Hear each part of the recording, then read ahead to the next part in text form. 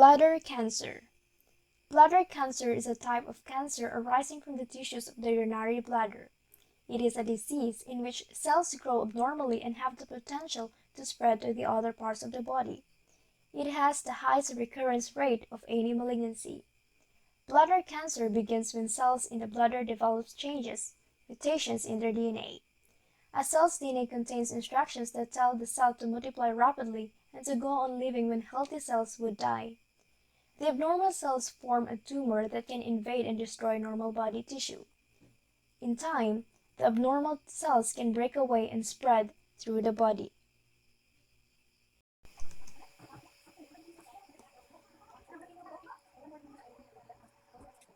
So this is the kidney, the ureter, the bladder, and the urethra. Behind this, you can find the prostate in men, and you can find behind the bladder is the ovary in women. Let us compare the normal bladder and look at its progression to carcinoma of the bladder. So let us look at the layer of a normal bladder.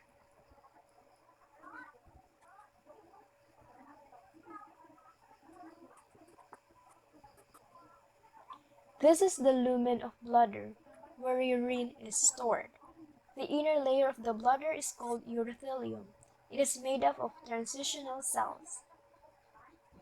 The lower is the basement membrane, which separates the transitional cell epithelium with the lamina propria. The lamina propria consists of many blood vessels.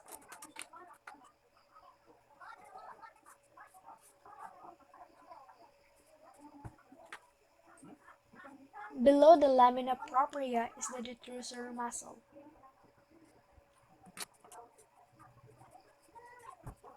And then we have adventitia, which is primarily fat.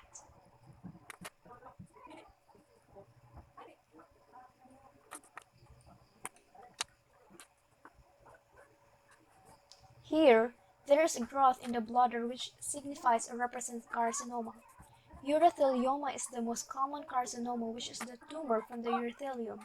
The cells within the urothelial layer, which is made up of transitional cells, can evolve and mutate due to several factors, and this will lead to abnormal cells and then progress to urothelioma or transitional cell cancer. There are a few types of urothelioma. There is carcinoma cyto, which is essentially carcinoma confined to that layer. Then we have sessile tumor,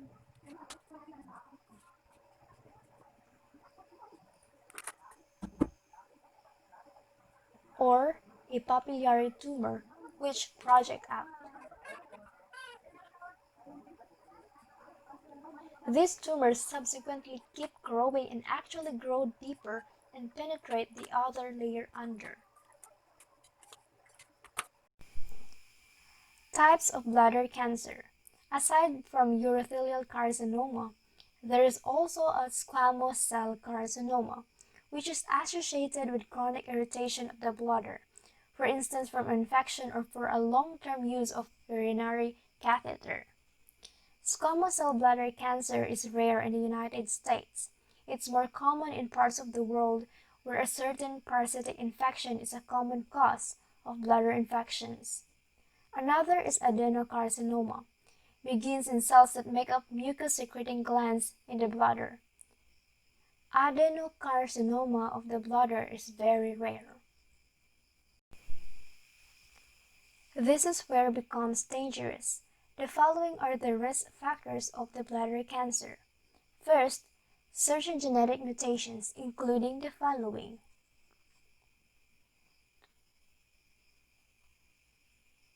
Another is increasing age, more than 55 years old. Next is exposure to arsenic, occupational exposure to chemicals in processed paint, dye, metal, and petroleum products.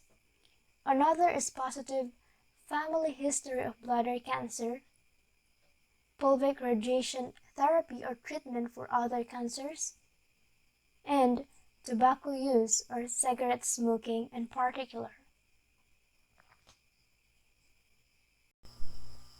Signs and symptoms. Bladder tumors usually arise at the base of the bladder and involve the ureteral urethase and bladder neck. Visible, painless hematuria is the most common symptom of bladder cancer. Pelvic or back pain may occur with metastasis. Blood clot may also be visible in the urine. Infection of the urinary tract is a common complication, producing frequency and urgency. However, any alteration in voiding or change in the urine may indicate cancer of the bladder. Another is urinary retention. Diagnosis. The diagnostic evaluation includes urine studies. Urine studies include the following: urinalysis with microscopy, urine culture to rule out infection if suspected, voided urinary cytology, and urinary tumor marker testing. Urinary cytology is a standard non-invasive diagnostic method. It is low sensitivity for low-grade and early-stage cancers. No blood tests are specific for bladder cancer, but a general evaluation is necessary prior to initiating therapy with intravesical BCG. Laboratory tests include the following: CBC, liver function test, bone fraction of alkaline phosphatase assay, and kidney function studies. Another is upper urinary tract imaging. These include CT scan, MRI, and ultrasound. Another is cystoscopy. It is the primary modality for the diagnosis of bladder carcinoma. It permits biopsy and resection of papillary tumors.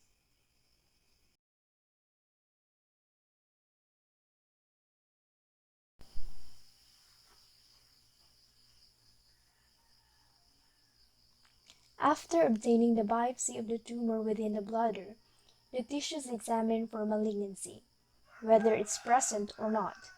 If malignancy is confirmed, the next step is to stage the tumor because this will tailor the management. The uses of PET scan or CT scan can help to stage the bladder tumor accurately and to see what layers of the bladder are involved and to see if the bladder has spread elsewhere around the body.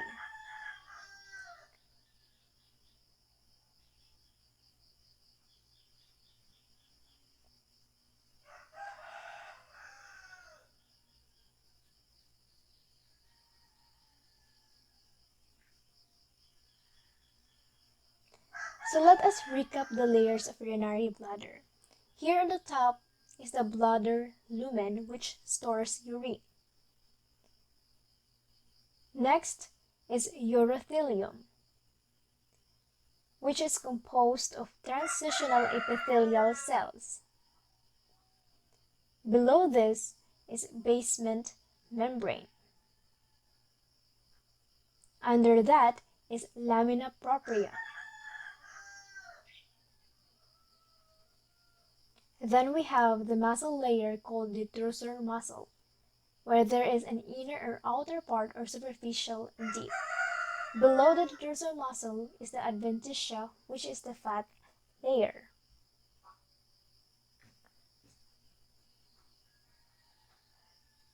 There is the World Health Organization staging of bladder tumors. These include low malignancy potential, low grade, and high grade stage. The low malignancy potential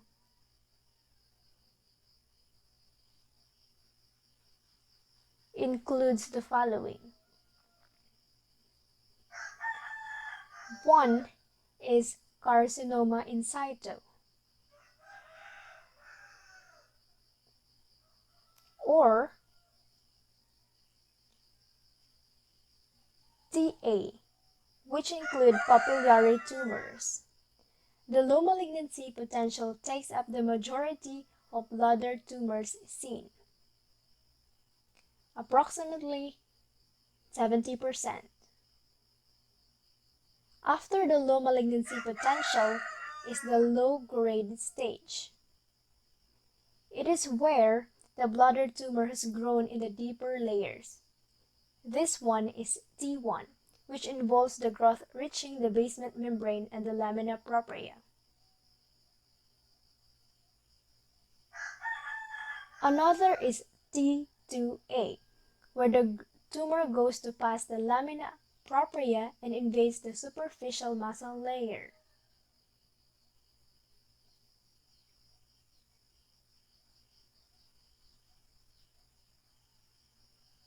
Next is the high-grade stage. This includes T2B, in which where the tumor has extended all the way towards the deep layer of the detrusor muscle. Another high-grade stage is T3,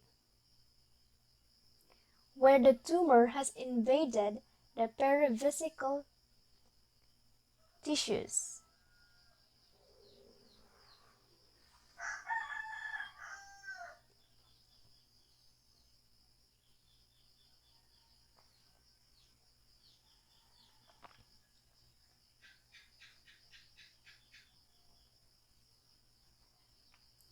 Next high-grade stage is T4.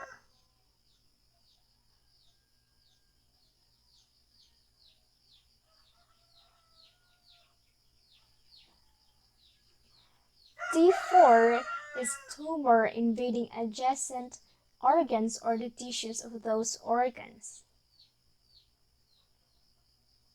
Again, that is T4.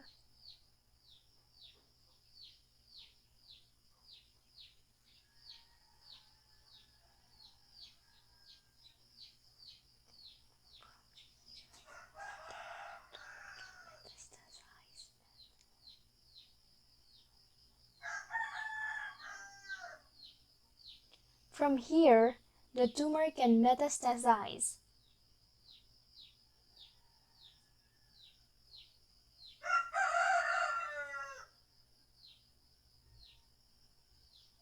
It can metastasize via hematogenous spread,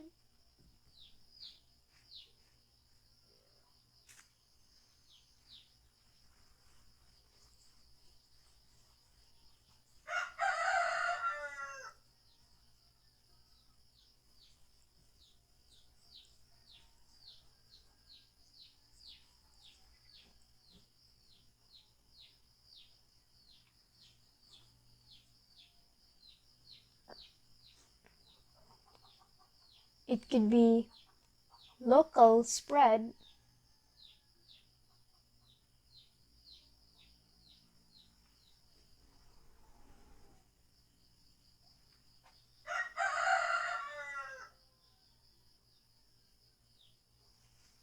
or lymphatic spread. The staging of the bladder tumor into low-grade and high-grade is important because it will tailor the treatment will depend on it, if the tumor has invaded the muscle layer or not.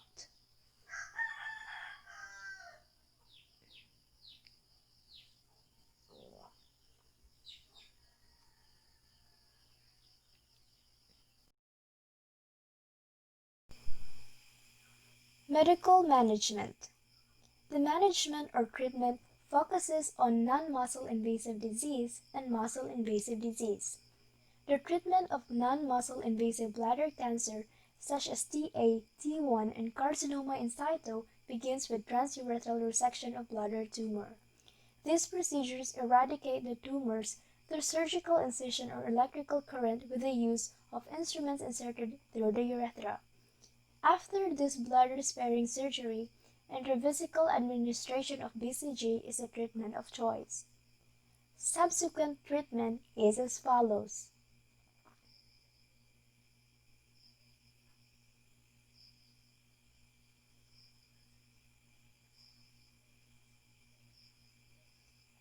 The treatment of muscle-invasive bladder cancer is as follows.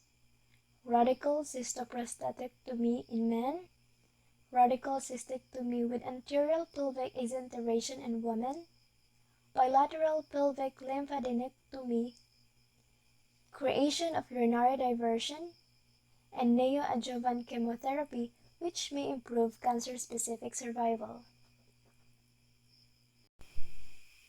For pharmacologic therapy, first is chemotherapy. Chemotherapeutic regimen for metastatic bladder cancer include the following. IV chemotherapy may be accompanied by radiation therapy. Topical chemotherapy and intravesical chemotherapy or installation of antineoplastic agents into the bladder resulting in contact of the agent with the bladder wall is considered when there is a high risk of recurrence, when cancer in situ is present, or when tumor resection has been incomplete. Topical chemotherapy delivers a high concentration of medical to the tumor to promote tumor destruction. Another is BCG. BCG Live is now considered the most predominant and conservative intravesical agent for recurrent bladder cancer, especially superficial transitional cell carcinoma, because it is an immunotherapeutic agent that enhances the body's immune response to cancer.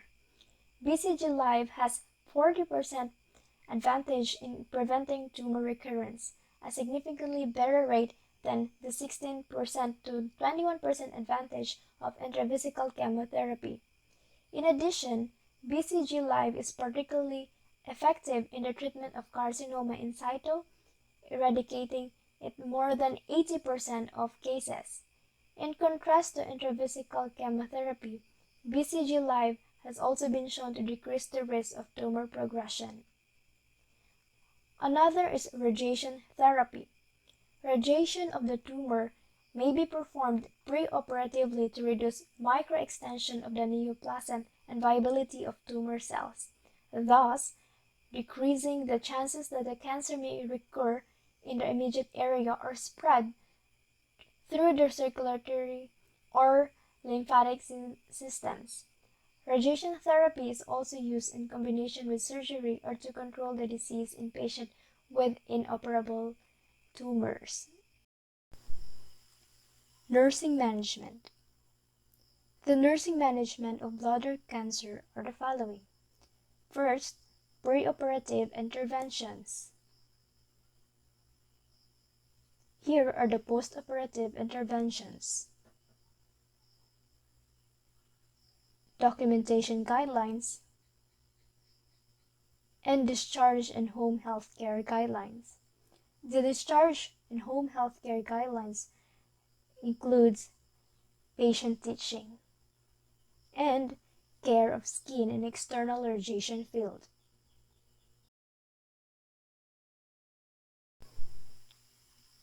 Nursing diagnosis. The nursing diagnosis of bladder cancer are the following. Acute pain related to activity of disease process, anxiety related to underlying pathophysiology response, change in health status, risk for impaired skin integrity related to the effects of radiation and chemotherapy, immunologic deficit, decreased nutrient intake, and anemia. Another is risk for infection related to inadequate defenses, secondary and immune system, malnutrition, and invasive procedures. Another nursing diagnosis are ineffective coping, ineffective therapeutic regimen management, impaired urinary elimination, and risk for sexual dysfunction related to deficit of knowledge or skills about alternative responses to health transition, decreased function or structure, and the effects of treatment. Prognosis. The non-muscle invasive bladder cancer has a good prognosis, with a 5-year survival rate of 82 to 100%. The 5-year survival rate decreases with increasing stage as follows. Prognosis for patients with metastatic urothelial cancer is poor, with only 5 to 10% of patients living 2 years after diagnosis. The risk of progression, defined as increased tumor grade or stage, depends primarily on tumor grade as follows. Prognosis in carcinoma in situ. CAS in association with T1 papillary tumor carries a poorer prognosis. It has a recurrence rate of 63 to 92% and a rate of progression to muscle invasion of 50 to 75% despite intravesical BCG. Prognosis in squamous cell carcinoma. Tumor stage, lymph node involvement, and tumor grade have been shown to be an independent prognostic value in SCC. However, pathologic stage is the most important prognostic factor. In one relatively large series of 154 cases, the overall 5-year survival rate was 56% for PT1 and 68% for PT2 tumors. However, the 5-year survival rate for PT3 and PT4 tumors was only 19%. In SCC, the survival rate appears to be better with radical surgery than with radiation therapy and or chemotherapy. In locally advanced tumors, however, neoadjuvant radiation improves the outcome. Prognosis in small cell carcinoma. Patients with small cell carcinoma of the bladder usually have disease in an advanced stage at diagnosis, and they have a poor prognosis. Overall median survival is only 1.7 years. The 5-year survival rate for stage 2, 3, and 4 diseases are 64%, 15%, and 11% respectively. Bladder cancer has the highest recurrence rate of any malignancy. Although most patients with bladder cancer can be treated initially with organ-sparing therapy, most experience either recurrence or progression. The underlying genetic changes that result in a bladder tumor occur in the entire urothelium, making the whole lining of the urinary system susceptible to tumor recurrence. The risk factors for the recurrence and progression include the following: female sex, large tumor size, multifocality, large number of tumors, high tumor grade, advanced stage, and presence of CIS. The time interval to recurrence is also significant. Patients with tumor recurrence within 2 years, and especially with recurrence within 3 to 6 months, have an aggressive tumor and increased risk of disease progression.